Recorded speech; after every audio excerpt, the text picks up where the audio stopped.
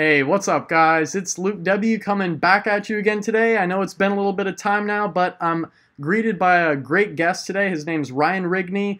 He's kind of new on the YouTube scene with only 6 videos, but approaching 1,000 subscribers already because the content he's bringing is very key and crucial. Ryan, can you tell us a little bit more about yourself, kind of when you started selling on Amazon, what got you to want to sell on Amazon in the first place? Yeah, for sure, man. Thanks for having me. So I started selling on Amazon, I think it's about 3.5 years ago now. So it's been a while. I've seen a lot of changes, definitely. So I've been through the ringer. What made me want to sell on Amazon was I was actually on some guy's email list like 5 years ago. His name's Ryan Moran, actually.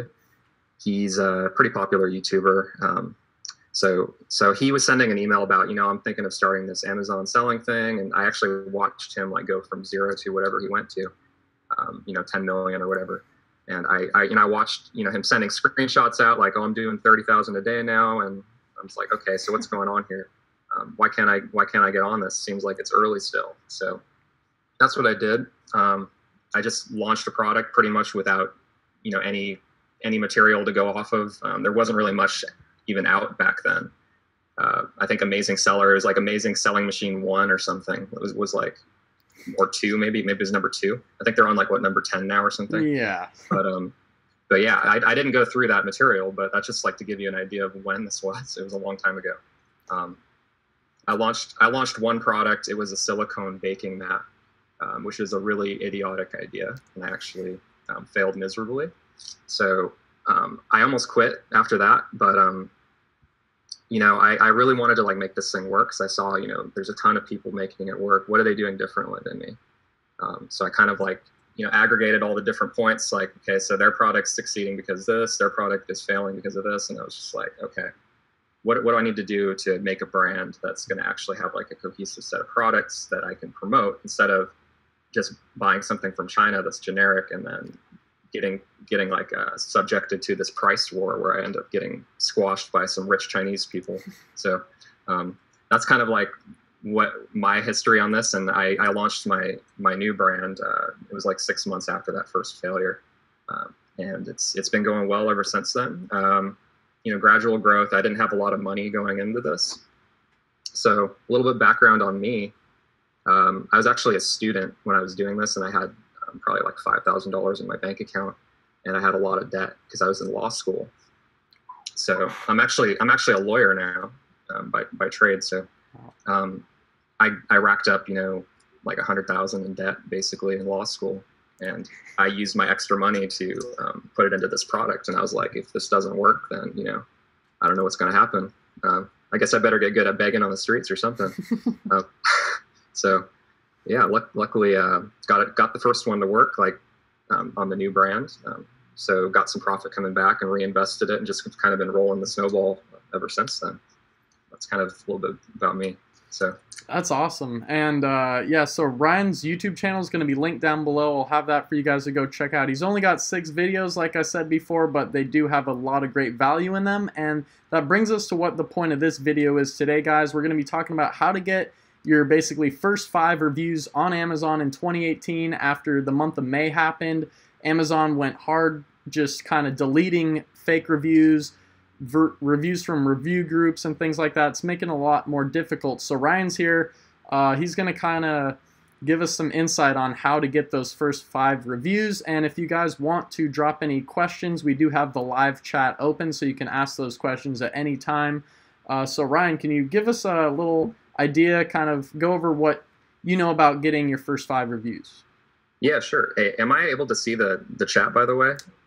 If you go ahead and open up, like Collie Park just tuned in from the studio, that's what's up. But if you open up maybe my video on your computer, you should be able to see the chat coming in and everything. And anyway, I should have asked this before, but all right. Yeah, so for the process for getting your first 5 reviews, it's changed a lot over the last few years. When I first started selling on Amazon, you could really just find these review groups and cheat your way to those first reviews.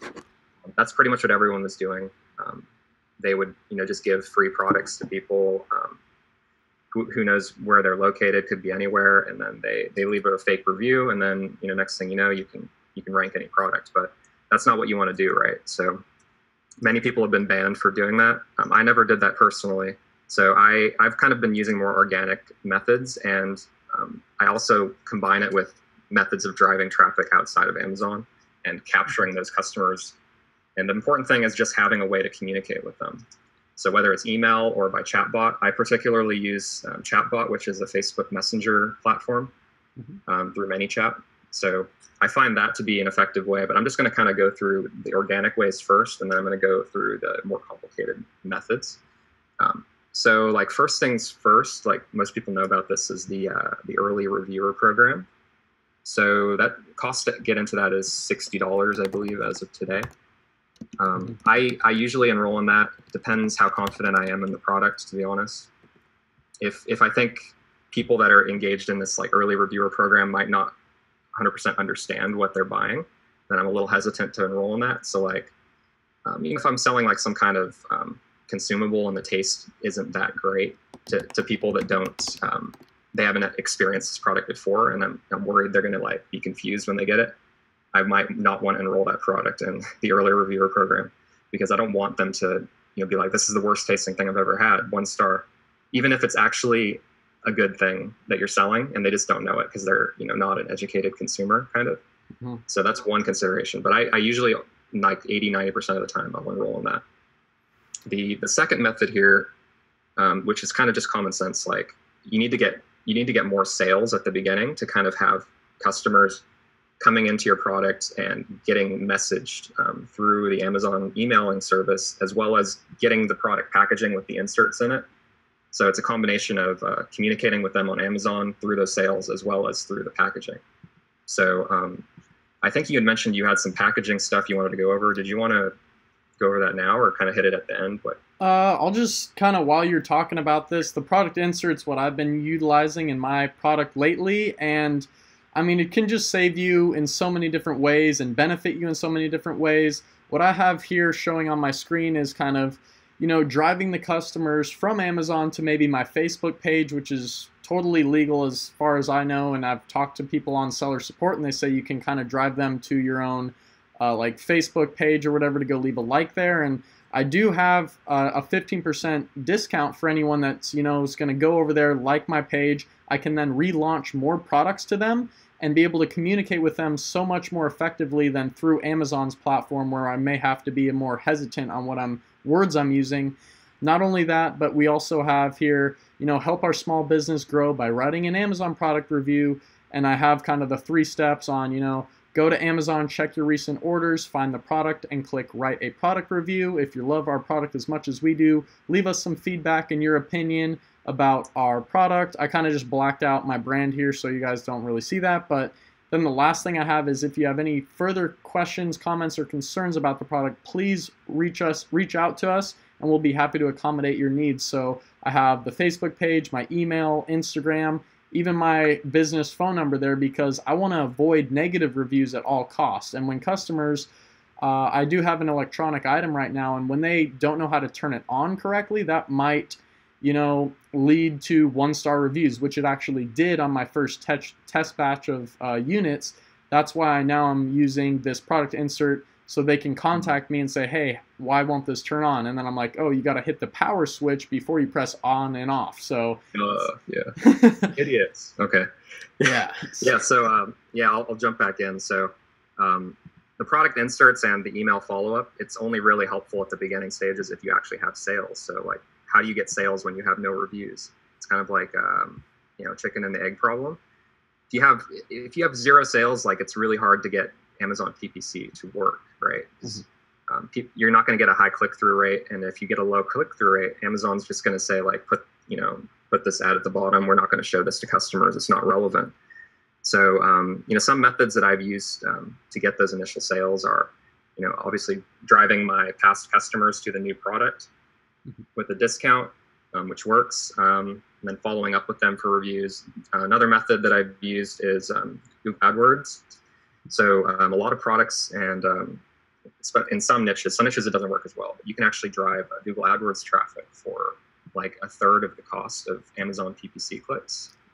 And Google doesn't really care about how many reviews you have. Google customers don't look at it as much, it seems. So if, for example, you're selling lavender essential oil, you send them to a storefront link that has that keyword in it from Google. They go to Amazon, and you're the only product that shows up. And they're going to click your product, and they're going to just think you're the only option. And then sometimes they'll just buy it full price.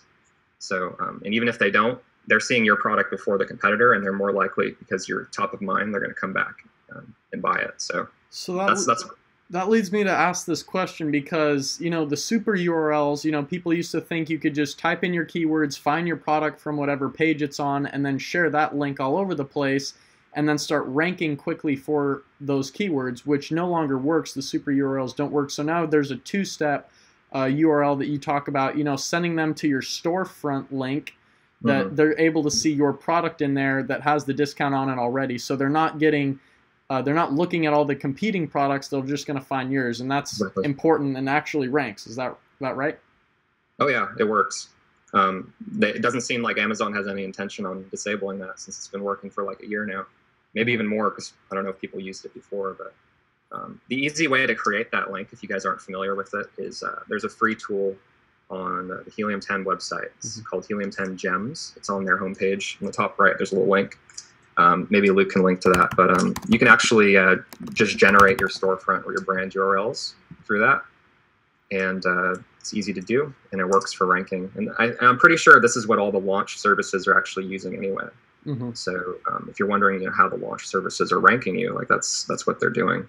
They're using these links. So. And you said the Google AdWords traffic, people aren't utilizing that as much as maybe they should. You can get cheaper clicks. Maybe the customers aren't so prone to buy, but is there a way that you can make that more, I mean, it's already cost effective, but how are we going to get the conversion rate to be really good?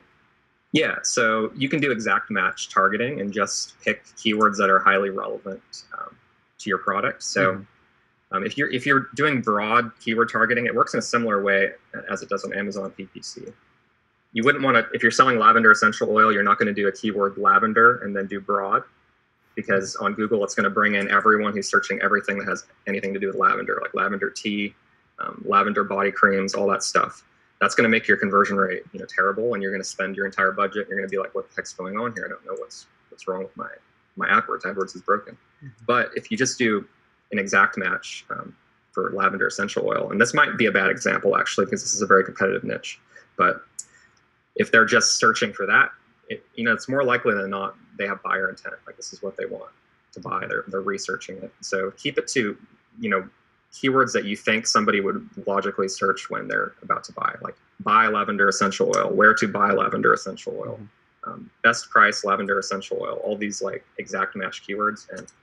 And so the thing is, you can't really track which one is converting the best and performing the best, but you know, that doesn't mean that you shouldn't try it anyway, just because you can't track the data, because you definitely can get sales from it, and the sales are cheap, and that's what you need when you're launching the initial product. And not only that, but I just got an email, maybe you have too, $150 in free ad spend for, you know, that's just, it's going up until September 30th that they have that promotion for Google AdWords. So if you make an account, they're going to give you a bunch of money in just free ad spend, just like with PPC. I remember I made my first thing. I don't know if they had a promotion, but they gave me $50 in free PPC clicks for my first campaign.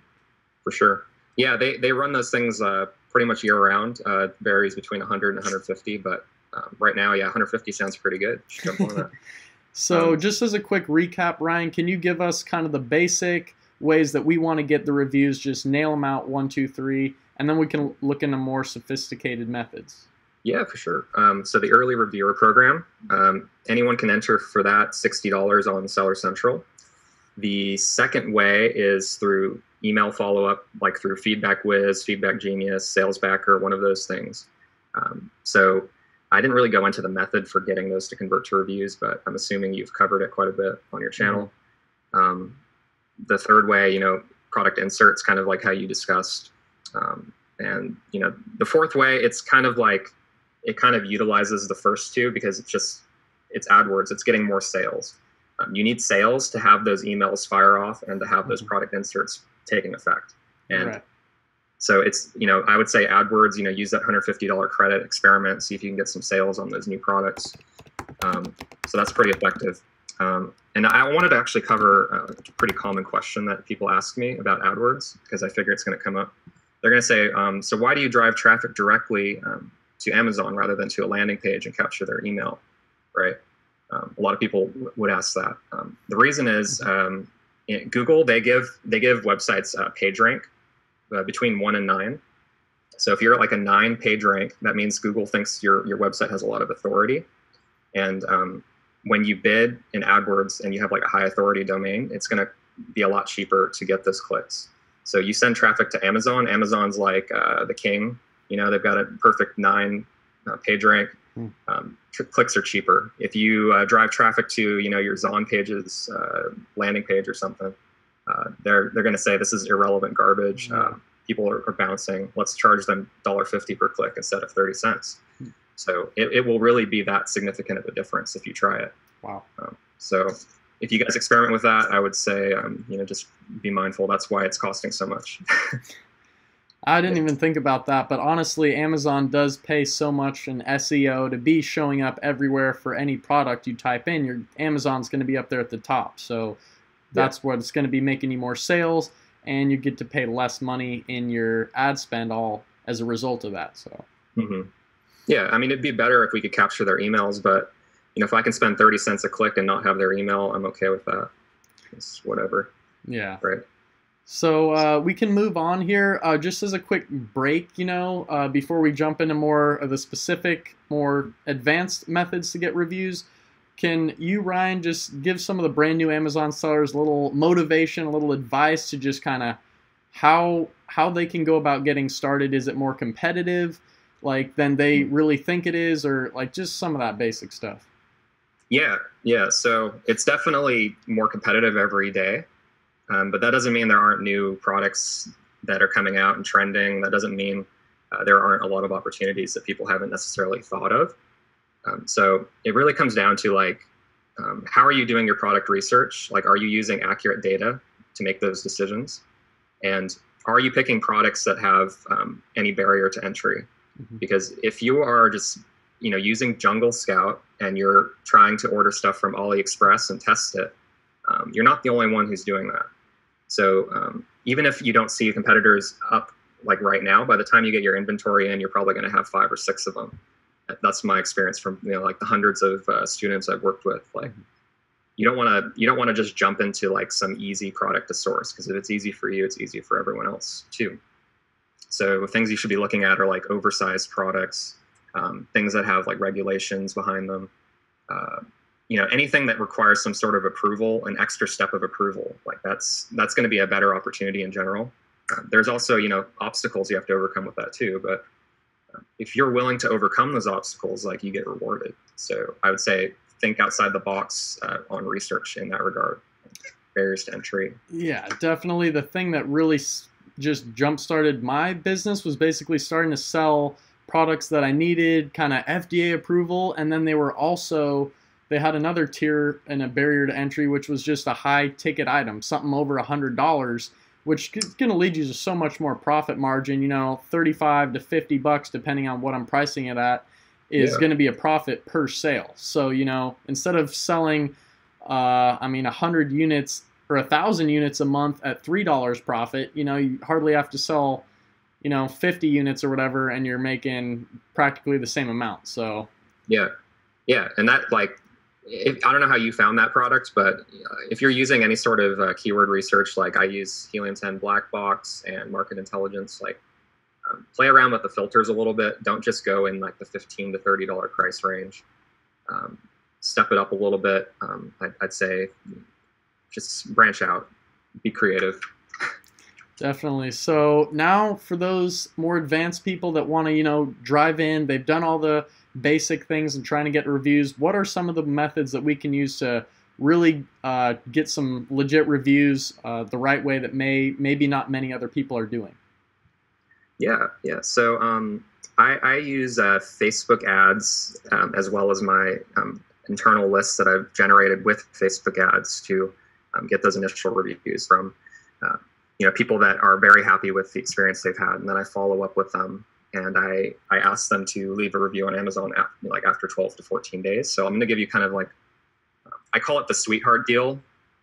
That's what I refer to it as. It's kind of catchy, I guess. I don't know, but so basically, what I will do is I'll give people a really great deal through a Facebook ad or through like an email broadcast or through a Facebook Messenger broadcast, and I say, if you buy this in the next 24 hours, it's 50% off. And there's a couple ways to do this. You could give them like a really low price with no discount.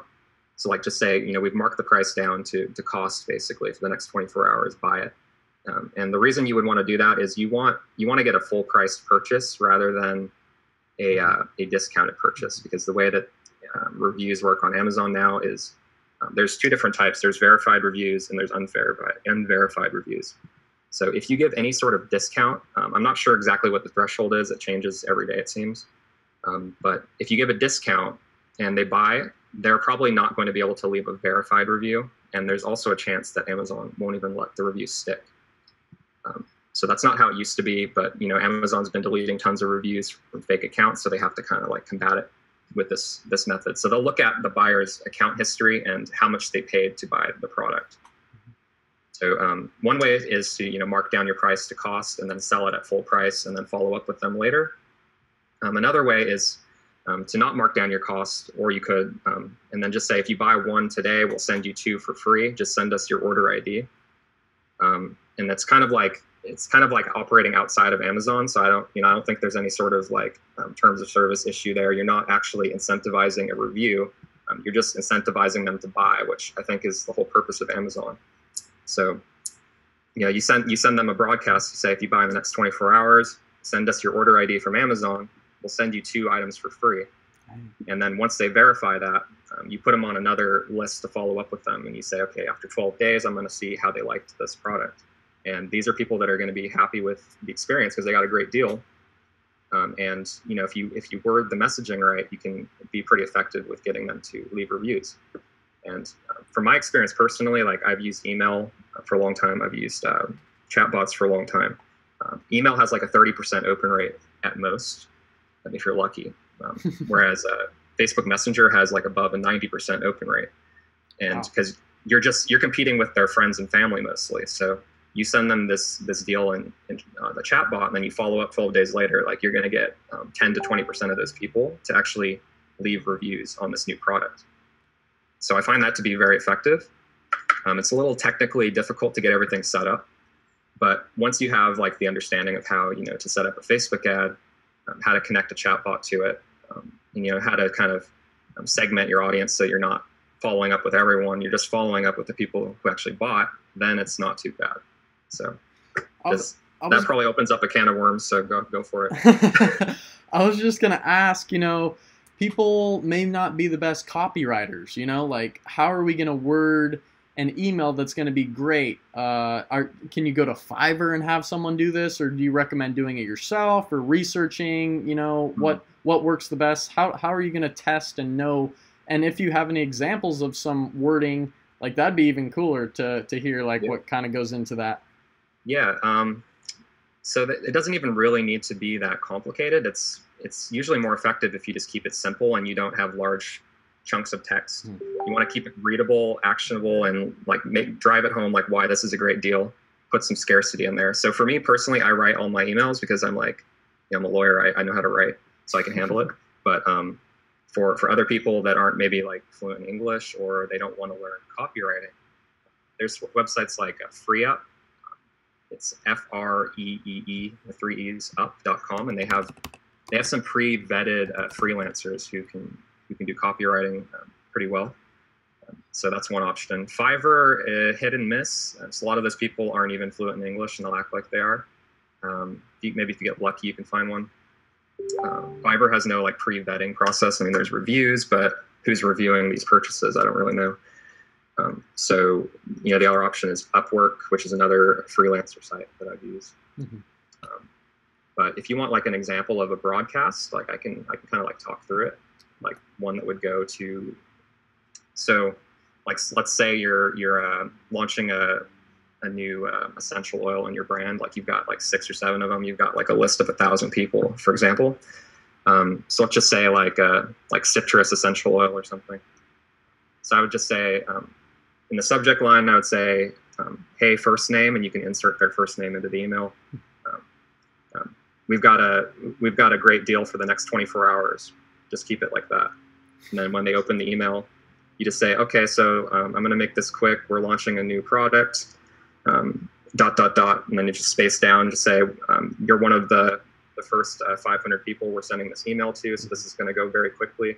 And then just space down again. So if you want, if you want to buy our new product, which is a citrus essential oil today, in the next 24 hours, we will send you 2 for free within the next 5 business days. So then you just say, like, if you want to take part in this, remember you have to buy in the next 24 hours. It's first come, first serve.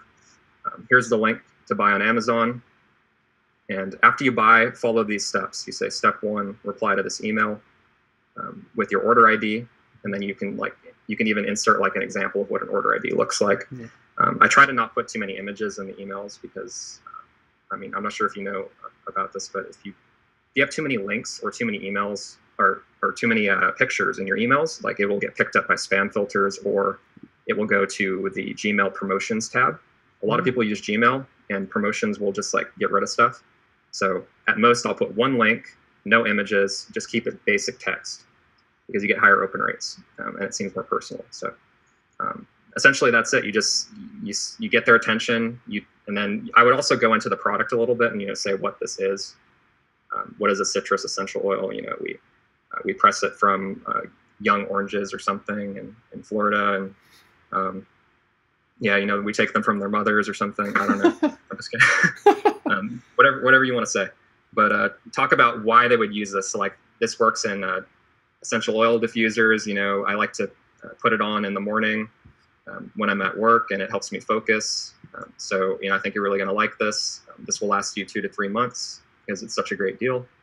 Buy on Amazon, send us your order ID by replying, and then we'll mail you the free ones.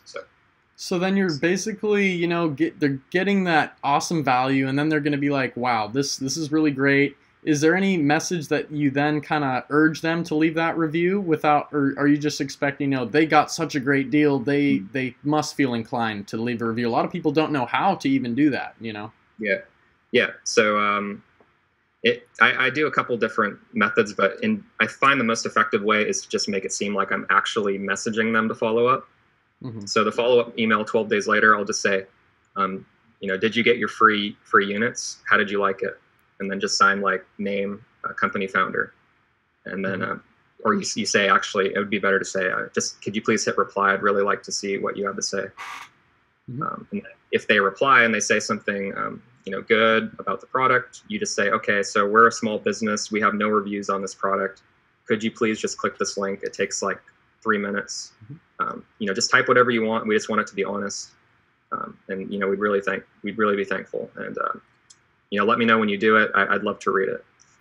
And that's just so simple. And a lot of people, just want to cut corners, get these free reviews, and Amazon's catching on to that stuff more now than ever. And don't want to hold your account up for any liability. When this is your online e-commerce platform, that I find is a lot better than other ones, where drop shipping, you got to wait 3 weeks for your customer to receive their item. They're getting pissed off. Amazon's got all the traffic for you. You don't want to jeopardize this site. And when you can, at the same time, get these people's contact through a Facebook message and drive them over your page or something, launch more products to them. It's just the way business works. Like, That's right.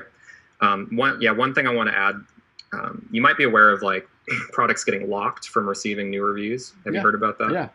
Yeah. So a lot of that has to do with how quickly these products are getting reviews, and like what are the sources of these reviews. So they'll look at like the accounts that are leaving them, as well as how fast they're coming in. I think that's at least the hypothesis that I have. So if you're doing this sort of like blast promotion to hundreds of people, and you're trying to get hundreds of reviews on the same day, you might want to not do that.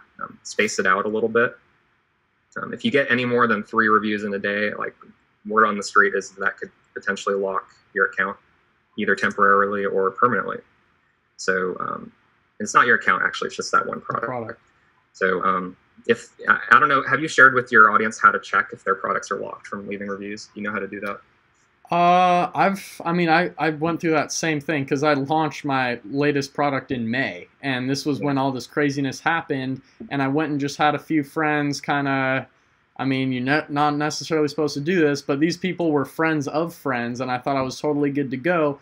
Their reviews did stick for a while, but then when I had someone else try and do it, it said, due to suspicious activity, this is now not accepting new reviews. So the best way, there's probably a way you can adhere to in a minute, but I was just click write a product review, try and do it, and if it doesn't do it, then you know it. But maybe there's a way to check. Yeah, there's actually like a link you can use, and you can plug in your ASIN, and it will return an error code, and you can actually see directly from Amazon like which error code you're getting. Ooh. And I can send that to you. I'm happy to send that to you. But so there's an error code for what they call temporary suspension, and there's an error code for permanent suspension. Wow. But who knows what permanent suspension is, because nobody's ever been permanently banned, because it takes forever to see if that's actually true. But this isn't directly from Amazon, so I can send that to you, and you can share that in like the description or something. Yeah, of course. We'll have that link down there, as well as Ryan's channel again, guys. So please go check him out. And we'll probably be concluding the video here pretty soon. He's been a great guy on here. Pleasure to have him on, and we'll just finish up with, if anyone has any other questions, you can drop them, and be great if you guys leave a like on the video. And we're gonna finish up here with just Ryan kind of just breaking down kind of the Amazon, because there's so many just beginners out there. Like it's not as hard as everyone thinks. Getting the product comes down to product research.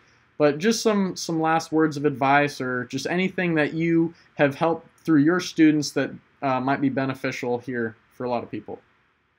Yeah. Most important thing is not skimping on the tools that you use. So product research, like you need accurate keyword data. If you're using some of these keyword tools, I'm not going to like call any out in particular, but the data they're using isn't accurate, and people will actually launch products based on data that's not right, and then they'll find that they can't get any sales. So the two that I recommend are Helium 10 and Seller Tools. Those are the only ones that I find are actually accurate. So if you're gonna pay for a keyword tool, pay for those. As far as like things I've seen make the biggest difference for my students, it's actually choosing a good product, and then investing in the images that represent that product. So a lot of people I've seen like some hand done, not really, like they did it on their own. They did it in Canva, they did it in Photoshop on their own. They're not graphic designers, and they thought they could save $500 by doing it on their own. But in the grand scheme of things, if you can't rank and you can't get sales, it's going to cost you a lot more than $500. So I have some contacts that I refer students to that do pretty affordable work that's like top caliber, and I think having those sorts of contacts in your arsenal, that really makes a huge difference. So as far as like product images, you don't always need a photographer. Like if you guys have heard of photorealistic 3D renderings, these are actually like 90% of the time you can use these, and it actually looks better. So if you have the right guy doing it. If you don't have the right guy doing it, and it looks like the shadows are going in the wrong direction, and there's like two suns or something, like that's not going to work. So, taken as a whole, it should cost you about $400, $500 to get like a package of images done for your listing. So that's what you could expect. And I say be willing to invest in that. And if you're not, don't launch your product right now. Honestly, because people are going to launch the product and, make it to page one. But if your images, your value is not there, then you're just going to fall out of page one. So the whole point is to invest heavily in making everything on your listing the best it can possibly be. You've already vetted all your competitors. You can beat them out with your images, your value, your bundles, whatever else. And then you put the money into launching, and then you'll stick up there, That's right. Yeah. And, as far as like future launch strategies, there are a lot of launch platforms out there. There's Viral Launch, there's Jump Send, there's a couple others. You have to be very careful with which ones you choose if you decide to go down that route. If you go, like from what I've seen, I don't want to speak out of turn, but like jump send. If you go with jump send, I've seen a lot of people get hundreds of hijackers on their product like after they launch. And even students that I have in my course who I say don't use launch services because I never personally use them, they still, you know, try to take the easy way out, and they'll use jump send, and it's like, okay, I've got 10 hijackers now taking the buy box from me. What do I do, Ryan? I'm like, you shouldn't have done that. You shouldn't have done that. So avoid those launch services that are going to lead to hijackers, I'd say. Yeah. And I think eventually all of them will have hijackers. So even if one says they don't have hijackers right now, eventually the hijackers will find that group of customers. Yeah, I haven't used jump send, but I guess you're putting your product out there. A bunch of other sellers see what your product is. They can easily just go jump on it and sell it for a little bit lower of a price and start taking all your sales. And that's why I don't use those launch services. And I mean, maybe in another video we can welcome Ryan back and talk about how to launch your product. So yeah, maybe for another video. But I mean, I just did mine. It was a high ticket item. I was doing higher bids on my PPC, ranking myself up high for different keywords, and then I just did a big coupon code on my product. So I mean, I literally started getting 4 or 5 sales a day of this expensive product, still making profit. And when you're selling a higher ticket item, you can spend more on PPC and still be breaking even and making profit, you know. So sure, yeah. So yeah, and the strategy for launching really varies depending on how expensive your product is too. So it sounds like, you know, you have a higher ticket item. You can't do giveaways. It's not really feasible. Yeah. So, but yeah, I'd say, yeah, invest in your listing, invest in your product, get accurate data. Those are the biggest points that people fail on. So definitely. Well, thanks again, Ryan, for joining us today. Everyone that watched this video, thanks for tuning in.